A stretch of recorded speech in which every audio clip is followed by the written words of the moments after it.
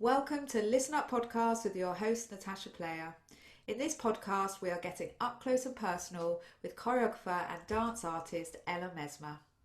This is a series of podcasts in partnership with Pavilion Dance Southwest, who are sponsoring the interviews of 3 female choreographers, and we explore how they're navigating the current times and their creativity. Here's a short bio on Ella's work. Ella Mesma Company is a British-based dance theatre company who use a diverse range of folkloric dance styles, inspired by Ella's background in Afro-Latin, breaking and contemporary dance, as well as each individual dance artist who has joined the company. Ella formed her dance company, Ella Mesma Dance Company, in 2001, with a premiere at Breakin Convention, Sadler, Wales, with a solo called Evol. Ella Mesma Company has been commissioned and performed for a number of leading arts organisations and highly regarded venues and festivals, including Sadler, Wales, Wildcard 2017, Women's International Leadership Conference in New York City, ICA Festival in Cape Town, South Africa, and IETM in Hull, UK in 2019. She has also been an associate artist at Dance City and Trinity Centre, Bristol, a Slate World artist and a Perversive Media Studio resident in 2020. Ella is currently company in residence at Pavilion Dance Southwest for 2020-2021. Welcome, welcome, welcome, Ella, to Listen Up Podcast. Thank you, Natasha. It's awesome to be here. Brilliant to have you on the show. Ella, I'd just like to start with talking about your lockdown dance film, I Am All Woman, which can be found on your YouTube channel. It's had a great response, and it features the world-renowned female hip-hop pioneer, Ana Rockefeller Garcia. Could you tell me more about it, and how did it come about? And you're welcome to shout out about some of the talent that it features. Sure. So first of all, yes, a shout out to Ana Rockefeller Garcia, who I met in 2010. In the UK, actually, at Benji Reed's event, Breaking Cycles. Yeah. And I just, it was 2009, because then I went out to New York. I got a scholarship to train in salsa, salsa on two. And I added to go and train with Rockefeller, which was just amazing. So she's been quite a mentor to me kind of over the years. But yeah, so I Am All Woman came about, it started at Artists for Artists. They were holding a kind of workshop for artists. I think it was a week of workshops. And we had a workshop with Kenrick, who I'm a massive fan of. Enough respect to Kenrick. So we did this workshop, and he had us bring a load of songs that we might want to make a show with one day, and put them in an order with the one you'd least like to work with at the end. It's a dope song. So, all of them, I was like, actually, I love them all. And then he gave us this kind of, the way his brain works is very mathematical. So this really kind of mathematical system to come up with a choreography without the songs. He hadn't mentioned the songs yet. And then basically, eventually we had to put what we created to these songs. And I put my piece to a song by Bridget Gray called I Am a Woman, which is an amazing song. And I can be quite perfectionist about showing things before I think they're ready, but basically we had to share these creations, and I shared mine, and it kind of blew up in the room, and I was really shocked, like, oh wow, because I hadn't, I wasn't like, oh, it's not ready to show yet, but it blew up, and it was filmed, and then it was put on Twitter, and it blew up on Twitter, and people started messaging me and saying, you need to do something with that little extract that you made. And so I kind of had this idea of, wouldn't it be amazing to showcase all of the amazing talent in the UK, because I feel like there's a lot of, like, the pioneers in the UK are not really known. So for example, Sananda, she's so important. She's done so much for the scene, but she's not quite given the respect or just the showcase, the kind of exposure that I believe she deserves. So I started thinking, wouldn't it be cool if we could get all of the women in hip hop in the UK to showcase what they did? And then I was like, but I know so many people, around the world. So what if we did it, made it even bigger? And when we went into lockdown, it just felt like the perfect time. So a friend, a B-girl called Nefeli Smash, B-girl Smash, she wrote to me and she was like, I think this is the time to do that thing you were talking about. We're all stuck in our houses. We've all got the time. let's make it happen. And so I messaged 33 women, including Yami Rowdy Luffenberg, amazing dancer. Yeah, it was really amazing to have everyone just say yes. Laura Dajau, Azara, just so many wonderful women just saying yes. And we put it together, and it took 2 weeks there was like a week to film, a week of me editing, and we just blasted it out. And so we did it without funding. We just, we were like, what do people need in lockdown? They kind of need hope. They kind of need inspiration. And the words of Bridget Gray are very powerful. They really talk about cover so many areas of being a woman. And then, just to have 33 women who are so different. There's Joan Adette, who's a crumper. There's just so many different styles in that video, and to have them all next to each other, and so many different ages, from very young to the pioneers like Rockefeller, and then all over the world. So there was Brazil, Portugal, the USA, the UK, just all these people, Greece, all coming together and showcasing their skill. What a fabulous project, and it was so needed at the time of lockdown. It was such a joy to watch, and the powerful words, to hear that as well. It just and it was so good to see that it blew up. When I posted it and shared it on social media, there was so much response from different people, and different people of different ages, and I think that's what resonated on different levels as well. So thank you for bringing that together and sharing it far and wide. And actually what happened out of that was then we got commissioned. So we did get some funding to do 5 interviews with 5 of those amazing women. Super. So you can also kind of have a listen to how they believe, what their views are on the world and stuff. So yeah, it was a great project. So let's spend some time finding out about the artist, choreographer, alchemist, Ella Mesma. Could you share with the listeners your career path into dance, please, Ella? Sure. So yeah, it's been a bit of a random windy road. I started with salsa. So I grew up, I spent my kind of secondary school life in Bristol, and I had a friend whose father married a Brazilian woman. And so age 14, I went to this Latin event and really found a kind of an identity there. So I had grown up previously in Kent, and we grew up in a very small town where I'm mixed heritage, and we were kind of the mixed heritage family, and there was one black family, but it was a very I was very aware of being mixed heritage and kind of had this feeling of not quite fitting in. And then when I moved to Bristol, I discovered there was quite a lot of segregation, which actually, I think there's just been a report about the levels of segregation here, which is still quite bad. I'm in Bristol right now, but I'm based in Leeds. But yeah, so I went to this event, and it was really nice for me, because it felt like everyone was in a space. There wasn't segregation. There was a real sense of identity, belonging, and acceptance of everyone. And so I started to just really find a lot of freedom in this scene, in the Latin scene. And I actually ended up teaching Latin dance at my school. Like when I was at sixth form, I was teaching salsa. When I went to uni, so I went to uni in Leeds, which is where I am now based, to study politics and sociology. Like I'd always kind of learned that, I needed to have a career, and I needed to be, I needed to find a way to make money and all those things. So I went off to do this degree.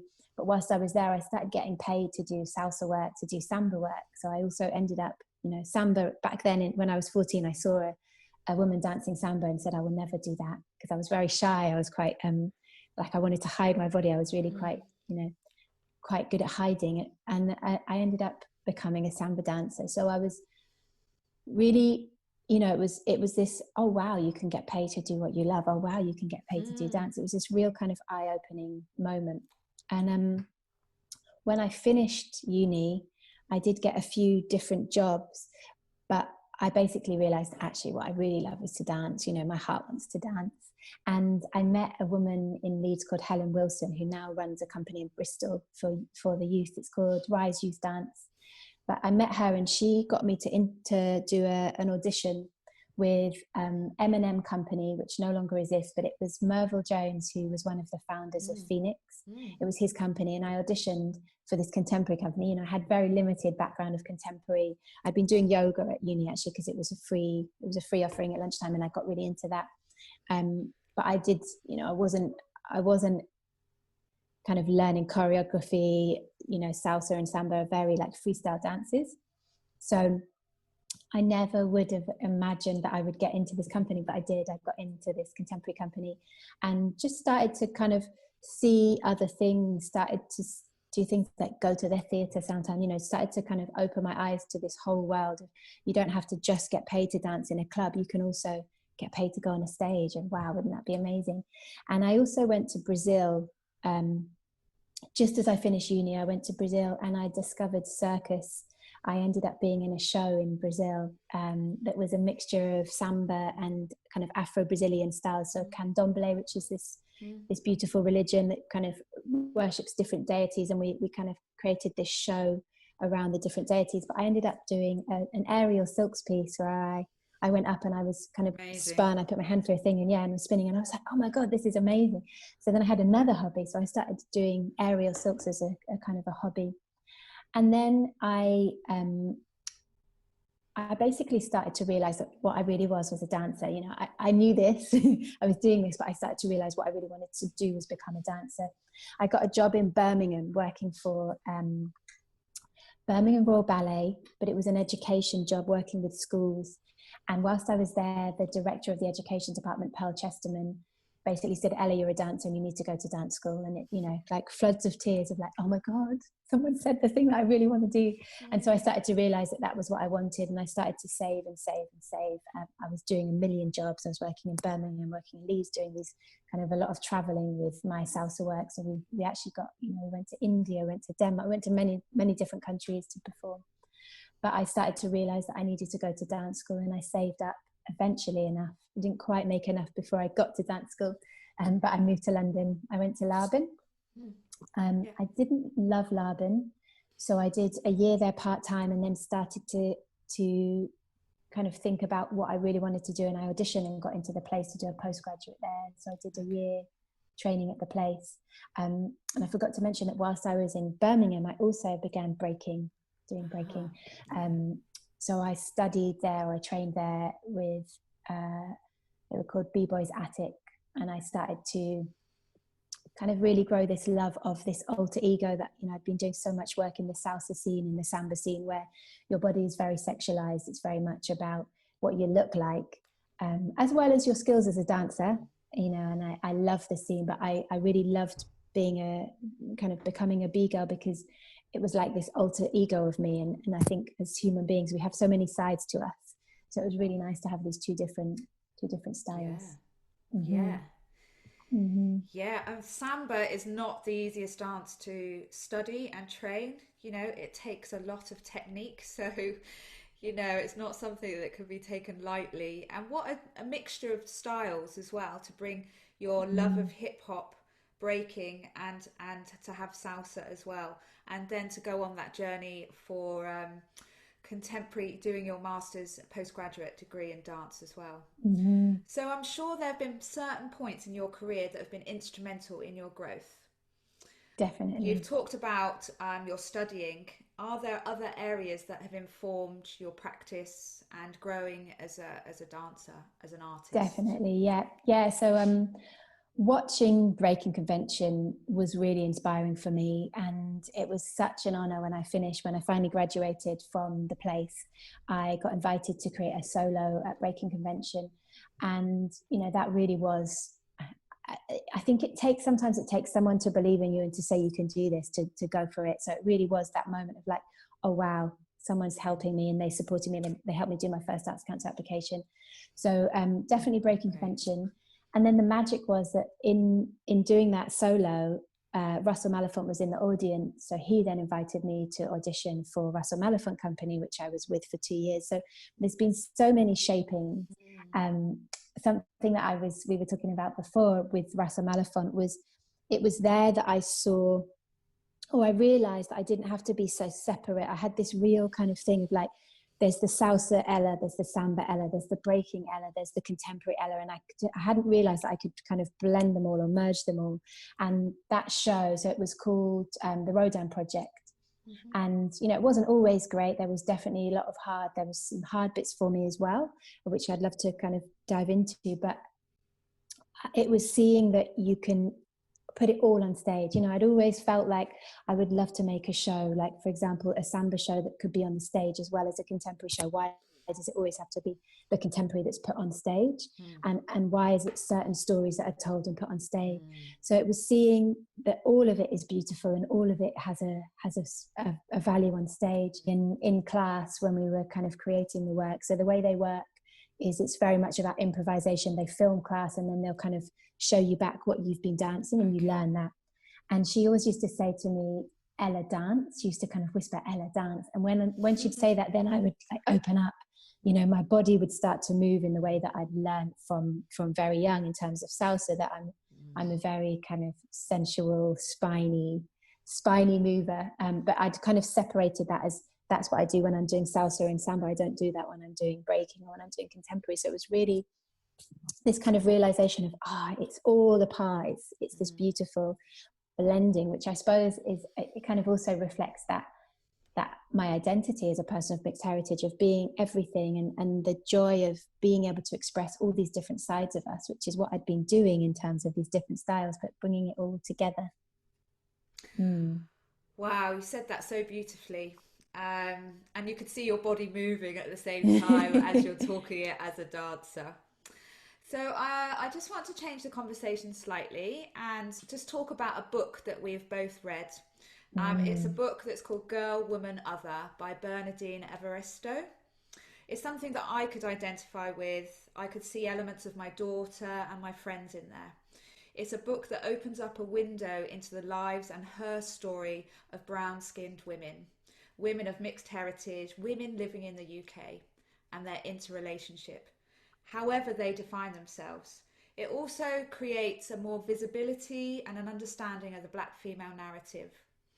So to do with the hip hop dance scene, there is, as you've mentioned already, there's many talented women, but it has been mentioned that some women or women in the hip hop dance scene are more invisible. Is this true, and why is that? And another question I'd like to include in there, what is or can be done to address the inequalities of representation and their voice? Sure. So yeah, I personally feel that there is an underrepresentation. There's far more women kind of working behind the scenes and supporting a male choreographer than there are female choreographers. And I do think that will, over time that will change, but we are very used to kind of accepting or allowing a male to grow, to not be perfect straight away, to make mistakes and learn from them and keep on improving and to kind of recognize their potential. Whereas I feel that with women, there's a lot of, they're given less opportunities in the first place to develop, but then there's a lot less kind of accepting or allowing them to be emerging and to kind of follow that journey. So I think we live in a patriarchy, and I think there's so many layers to why these things happen. I think a lot of it is also to do with conditioning, that we are conditioned to kind of see these roles and to view people differently. I think it's also partly to do with the conditioning for the female choreographer, that they might have less, not everyone, and I really, even the kind of stereotyping of these conditions, I feel can put us in boxes. So I think it's the more that we can break out of the boxes and just be, but also just have these opportunities and be given the chance to go for it. That I do feel that there's a lot of confidence, confidence being compromised, or people feeling not believing in themselves as much. And I think the hip hop scene is so layered because it is a very male dominated scene, and the kind of the creators of many styles. So for example, in breaking, a lot of the movement came from men, it's something that was created in New York. It was mostly like Puerto Rican and African American men that were creating this scene. And so there's so many layers, you know, even in like us dancing it in the UK, and like I'm really interested in this, like what is kind of cultural appropriation, and what is us adapting to a style, and how do we take a style and recognize where it's come from and respect all of that, but also make it ours. So yeah, it's, you know, breaking is made on a male body, so how does a woman dance that style? And yeah, so there's so many layers to it, but I do feel that the things that are giving me hope are collaboration, the fact that the scene has kind of come out of oppression and has come out of this beautiful uprising or kind of self-expression. So I think it should be about self-expression, and it shouldn't always be, it needs to be this way. It should be about each individual finding their own way to express themselves. But how do we allow each individual to do that without judging it based on the fact that it was created on a male body? And how do we allow people to continue to use those styles to express themselves, you know, where we are today, rather than in the late 70s and early 80s when it was created? Collaboration, I think, is a really, really important part of this kind of journey. And then opportunities and bigging up and valuing, and, you know, there's so many amazing women on the scene. So how can we continue? And that's why it's like the video that you saw is so important to me, because it is like, how can we continue to big one another up and to create more opportunities and to talk about one another and so on. And then going back to that amazing book, I love that book. I feel like she really gives voice to all these different women, and I think that's maybe something that the scene needs to do, or could do, to continue, is that all the voices are valid and everyone has a story to tell, and every story is, you know, is fascinating and is great to hear. So how can we do that a little bit more? And I was saying, I really love the book. It feels like a choreography in many ways to me, and this like interlinking of all of these stories, the complexities. So I really, you know, massive love and big up to Bernardine Evaristo. And I would love to, or I like to believe that's how I make work as well, is I'm really interested in these complexities and these overlappings, and how, you know, a story, you've got the kind of the big arch of the story, but then it's got all these different intricate layers. I think it's such a beautiful way. I'm really dancing with my hands today a lot. Gosh, it's a book that I immediately wanted to read again, because the stories and the richness of it, I just wanted to soak them up again, you know, and just make sure I didn't miss anything, because it was so intricately written and beautifully written, and totally. And a really different way of writing as well. There's no full stops, there was indentation. Created a new evolution, I felt, of writing, and it feels like that's what's happening within the hip hop dance scene as well. It's been bubbling on, and there's some really key female players in the hip hop scene that are coming forward, and it's evolving as it goes along, you know. And so great, even during lockdown, you're able to create a piece that could platform amazing female hip hop artists, because I think audiences are really ready for it as well. Female audiences, wider audiences, and I think it's really interesting when you talk about it's been made on a male body, and how do, as female creatives, do we embody that in our own body, still being true to ourselves and the love and the passion that you have for the form. So in our telephone conversation, you talk about microaggressions within the hip hop scene and decolonizing our thinking patterns. Can we unpack that, and how have you approached ways to address issues more head on, whether that is through your dance work or your day-to-day life? Sure. So I suppose there's two ways I'm kind of approaching that, and one is my dance work. So in 2015, I made a piece on 4 women called Ladylike, and that was a real dive into this decolonizing of our minds. So it was about four very different women's stories and experiences, from being, you know, a housewife to being a child, to like where they've experienced microaggressions, to being a queer woman, and how all of these microaggressions are constantly kind of, you know, we're always being put back into a box by society. And I think on a societal level, you know, the decolonizing, I'm using the word, you know, all the time. On a societal level, I think the decolonizing is really important in terms of how we express ourselves, in terms of how we check what we say to others and put them down, put them into the box, you know, oppress them. So there's one scene in the piece where one of the dancers is really expressing her identity, which is, it might not be about the definition of male or female, or, you know, it's just her, it's just who she is, how she wants to express.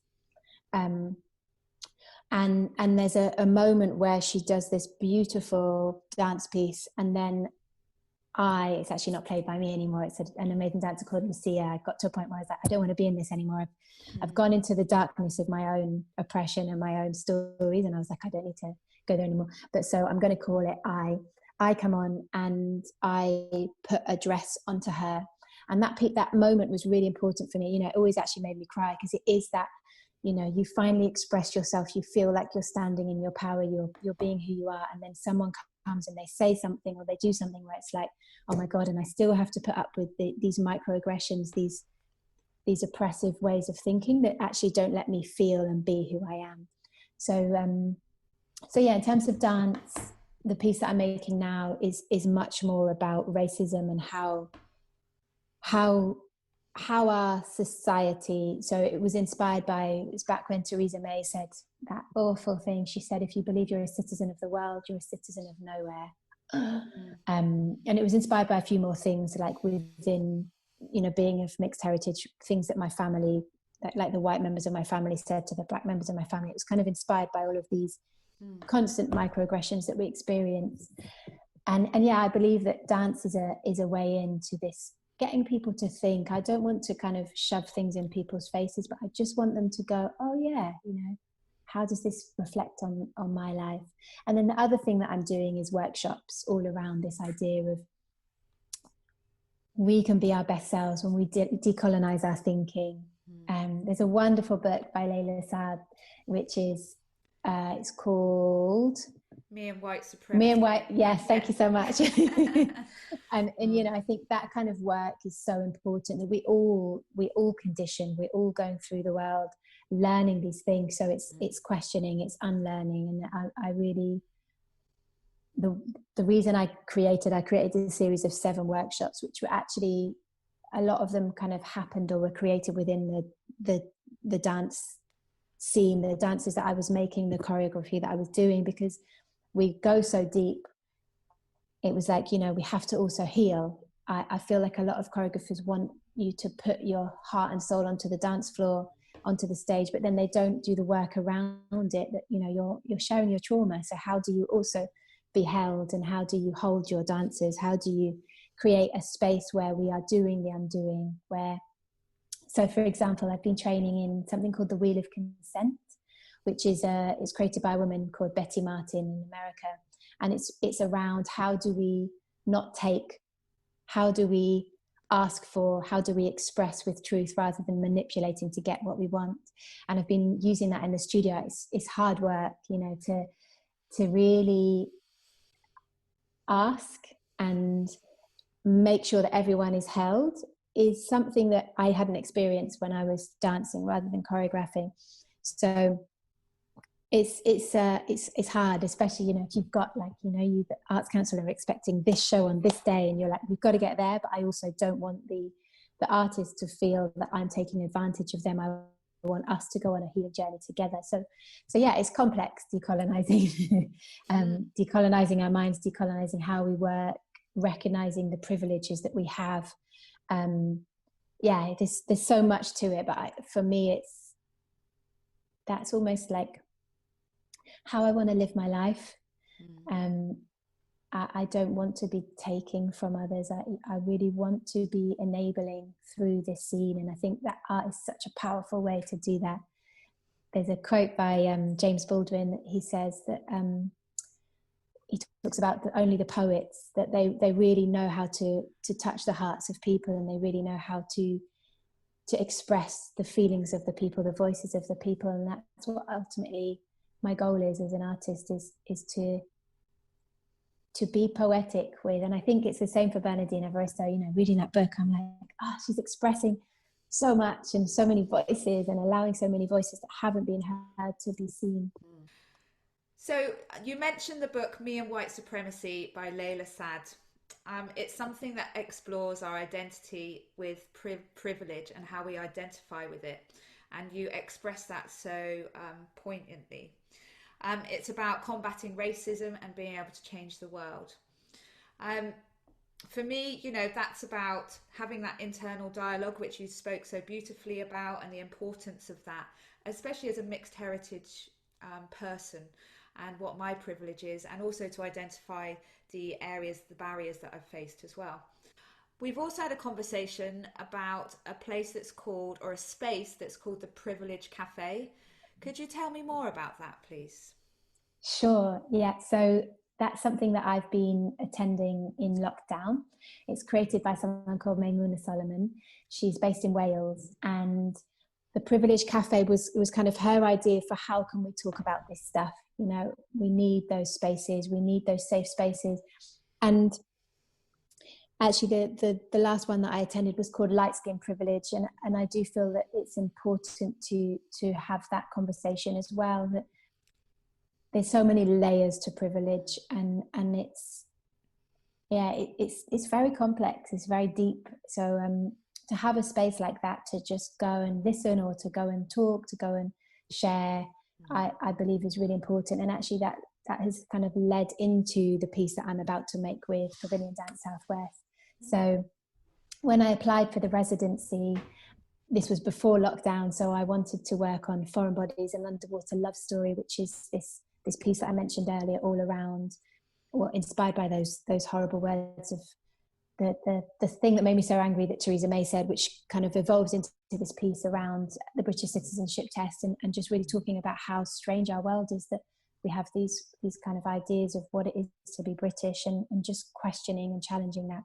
But obviously then we had lockdown, so I was like, well, I can't make this piece right now, I can't get 5 dancers into a studio. So I brought back an idea that I'd created working with a poet called Tony Stewart, she's from South Africa, and you know, it was wonderful and enlightening and frustrating and all things in between to go to South Africa and see the complexities of racism there. But it also highlighted a lot of the racism here. You know, there's so many differences. So this piece, I never really felt like I'd really finished it. I'd really gone into the deep stuff. I love to look at those kind of elephants in the room, the unpick all of the stuff. And for me, that piece was exploring my identity as a person of mixed heritage, but the questions around what is my privilege, what is, you know, how do I navigate that space? How do I talk about and understand who I am? Because it can be very confusing to not quite belong, to feel that you don't quite belong in many different, you know, many different communities or groups, and what all that stuff is. So the Privilege Cafe has been a really interesting place to deep dive into those questions. And what I hope will come out of it is the creation of this piece and the exploration for me, and giving me more confidence to really deep dive into those questions.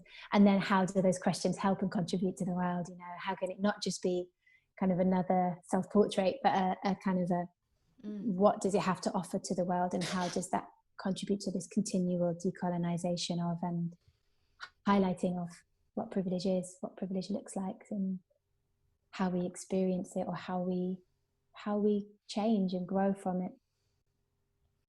Super important work. You've touched on lots of different elements there that you're hoping to create. I did have questions around what your next stage is at Pavilion Dance Southwest, or whether that was top secret, but you shared some of that with us now. So that's carried on quite organically. So thank you for being so open about that, really. There's so My much that we pleasure. could talk about, unpacking. You talked about within your piece, foreign bodies, those themes of appropriation, adaptation, contamination, hybridity. Mm, Those are yeah, big themes. And some of that you've touched on earlier on in the interview. Is there anything else that you'd like to add to unpack that? sure. Um, yeah, I'm really interested in that topic, and you know, I do feel like it's such a gift actually to have experienced so much as a person of mixed heritage, but also like in the world, and that it really needs to be celebrated. You know, Theresa May can do one of those. Like what a beautiful world we live in, and how can we celebrate that, but also where is that line of when it's appropriation and when it's adaptation, and how can we love each other more, you know, um how can we celebrate each other and allow each other to be whole. I really feel this is kind of like one of my life works, is how do I hold myself whole, and how do I enable others to hold themselves whole. That I think maybe it's like the previous decade was very much like training. For me personally, it was very much about training and trying to always be better and looking outside. And now I feel like there's something about coming back to ourselves, and who are we, what is our identity. But so this enabling others to also hold themselves whole and celebrate who they are. And so with that piece, I wanted to make a piece where everyone's voice was a part of it, and everyone's way of moving was a part of it. You know, I kind of told you about my background in dance, but the dancers in that piece, we have kuduro, we have kizomba, we have Afro house, we have many different styles. That I really wanted it to be about that meeting of expression and that individuality, and celebrating individuals.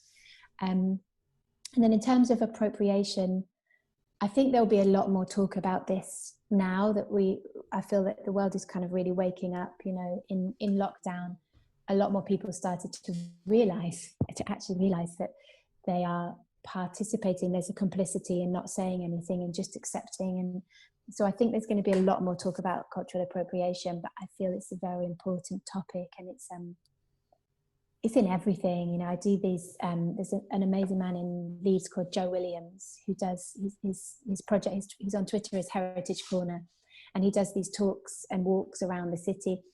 But how much is actually African? How much of buildings are actually African? You know, how we don't realize how much actually comes from Africa, and we just accept it, or we think it's Greek, or we think it's Roman. But actually, if we really do the kind of work, we realized how our history isn't told properly. We're not learning the truth in our schools, and how can we tell the truth? How can we how can we allow people to understand and be proud of their stories and their heritage, and celebrate it? I think as well, it's come up a couple of times about talking about being mixed heritage, and that role as a mixed heritage person of knowing two worlds, or for you knowing different worlds of dance, and how you bring that together, and that hybridity of crossover, and having that voice more heard. You know, there was a wave of that happening, but it feels like there is that resurfacing from the people that I speak to. So, you know, let's keep adding to that discussion. Yes. It'd be great to invite you back to talk about more specifically about being mixed heritage, and how you see the world specifically through that lens. We've come to the end of our interview. It's been great to cover so many topics with you, Ella. How could the listeners keep in touch and up to date with your work? Sure. So I have two areas of work. I have my dance company, and then I have more of this decolonizing of our mind, body, soul. So I have two websites, which are ellamesma.co.uk and Maya Gandaya, which was a journey. I had a journey in 2017, a beautiful journey, where I realized that this Maya means illusion and Gandaya means joy. So this kind of, how can we bring these two things together and wake up to our illusions and really live from our truth? So I'm on Instagram under both those names, on Facebook under both those names, and on Twitter just as Ella Mesma. I would love to hear from you all. Please keep in touch, join me, follow me, etc. Write to me. I'm always interested in continuing these conversations. And thank you, Natasha, as well, for this beautiful. I feel like we could talk for hours. Yeah, it's been a joy to have you on the show. I look forward to inviting you back. It's been really insightful. And keep in touch with Listen Up Podcast. Take care Most for now. definitely. Thank you. You've been listening to Listen Up Podcast with Ella Mesma and your host, Natasha Player.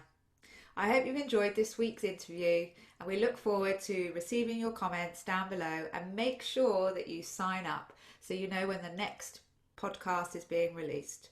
We look forward to keeping in touch, and see you soon. Bye for now.